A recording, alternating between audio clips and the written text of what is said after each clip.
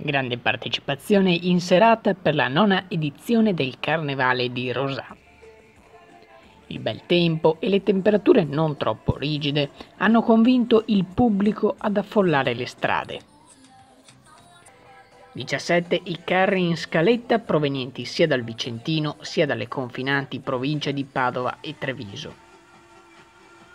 Ad aprire la sfilata sono stati anche quest'anno i percussionisti di Junto Percussao di San Pietro in Gu, seguiti dal carro Tosati Fa ed Esfa di Contea con il Regno dei Vichinghi, il giullare del castello da Bosco di Rubano, la Fabbrica dell'Amore del gruppo di Rampazzo, Airlines di Marsango, l'Ariese Pio X arriva a Carnevale Abissale e poi ancora la banda del Fista Attenti al Lupo.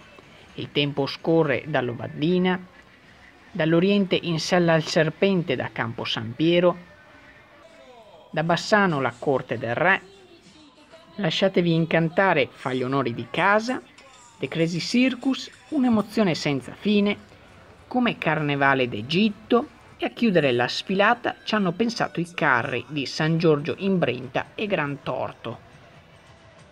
Grande la macchina organizzativa che ha visto impegnati vigili, protezione civile e alpini per deviare il traffico della statale 47 interessata dall'evento.